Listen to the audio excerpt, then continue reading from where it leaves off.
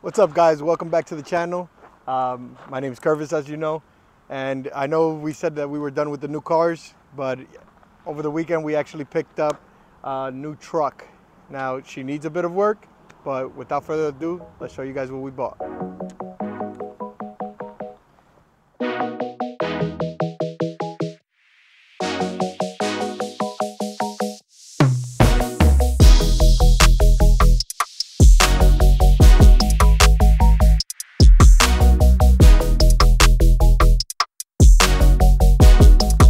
So behind me, we have a 2007 Chevy 3500 heavy duty Duramax diesel paired with the Allison transmission. I wanted a truck. I sold my truck, I want to say about a year ago or so, and I wanted a truck. So now I had a 1500 Ram 2016. It had all the creature comforts, and it was enough, to be honest, but then I wanted something completely unnecessary, so I bought this. This is probably the most heavy-duty truck I've owned for personal use. Great truck. We drove it back 300 miles without any hiccups, honestly. It averaged 27.2 miles to the gallon on the trip back, which was a little over a 300-mile trip. So overall, impressed with the truck. Love it so far. Can't complain. So this is my 2007 Chevy 3500 heavy duty Duramax diesel. The truck is cosmetically in the worst shape of any vehicle I've bought, I think. But it was a 6-hour trip each way to pick this thing up. Made it back, no problems, besides the stuff that we knew already. It has a crazy shimmy, but we'll get into that later. Made the trip back, no problems, except for the no AC. I will say that was a problem, but realistically, honestly, as you can see,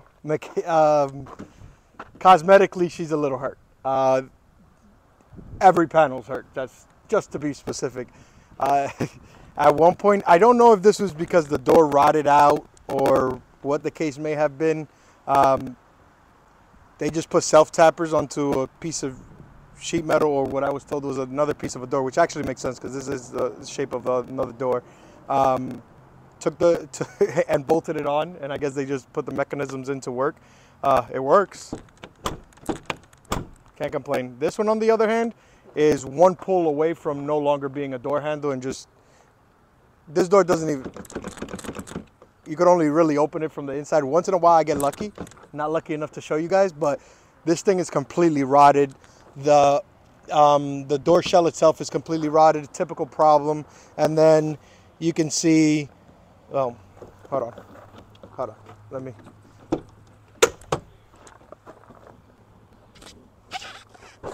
Yeah, there you go. I'll open the door, and then we can see at some point, I don't know what they used, but this is wire, some sort of putty, some electrical wire, and it was just put in there in place to hold that. This broke before we made it back home, realistically. I noticed it, I was like, that's weird. Didn't know if I just missed it, but it was attached for some time until we got down the road. But luckily, since this is such a common problem with these trucks, they sell the whole rocker kits with the cab corners that'll basically splice in somewhere around here. The inner structure of the door sill is also shot. So, but you know. Let me just put this back. Never mind. Cosmetically, completely shot. Doors are shot. But mechanically, she does the trick, I believe. So far, there's no complaints. So as far as cosmetically, we're working on getting doors. So hopefully in the next episode, we'll have at least some doors. And then the rockers are going to be a little bit later on, just because the amount of work that is actually going to take to do that properly. I want to make sure everything else is sound around it, and that's kind of a last thing to wrap it up. Coming around to the passenger side of the truck, this is actually the cleaner side of the truck. Rocker's still completely rotted, but the door's open, and it's not nearly as bad as the other side. So for this, you know, this is also not completely falling apart. So it's actually not bad. Probably do doors now for right now for this, but again, it needs 4 doors and rockers and cap corners regardless. The bed is from a 2015 Silverado. I actually, at first I didn't know how to feel about it, just because the body lines don't match or anything, but it actually looks pretty good. I feel like it fits the truck, it gives it a little bit of a more modern touch. For the, sorry, the bed is out of a 2015, like I said, and it's the cleanest part of the truck, honestly. It doesn't, just because it wasn't exposed to the same rot and everything that everything else was exposed to. I don't think we're really going to be touching this. The truck does have a 5th wheel, but I don't think we'll ever actually use that. It's just, I wanted an 8-foot bed for absolutely no reason. I love it so far. I can't complain. As far as the interior goes, so it has heated seats, which I wanted because my other truck had heated seats. It's an LTZ, which was the highest trim that was offered in the Chevy model at that time. So it has the upgraded sound system. It has everything else pretty much that you want. Park assist, heated mirrors, dual climate control. Not that I really care for much of it. The heated seats was definitely a selling point for me. So eventually, I actually, since again, this is another common issue with the trucks, you could buy basically every part of the seat fairly cheap, which is not something we're accustomed to. Usually when we look into seat replacement and everything else, that doesn't look nice. Usually when we're speaking about seat replacement or leather replacement, it's super expensive. So finding these, I found a pair for, I think it was $100 of the bottom parts of the seat. This one is ripped. The back bench is ripped on the lower section as well.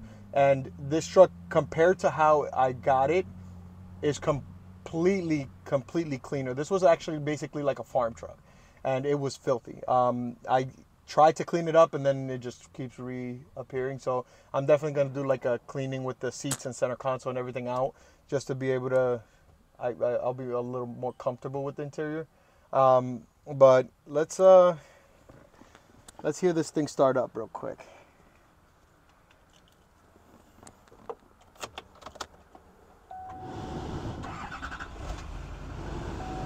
She's as reliable as it can get in the 2 days that I've owned her.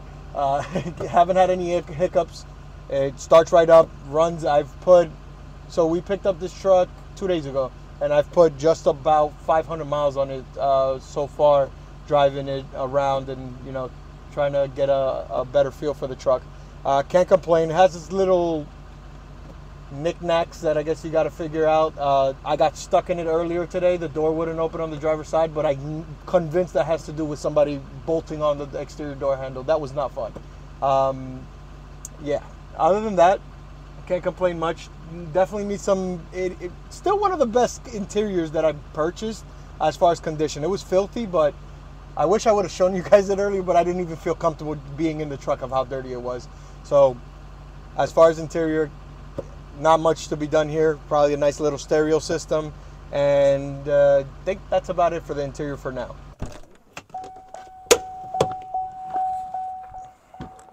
All right, so now the part that I actually enjoy the most.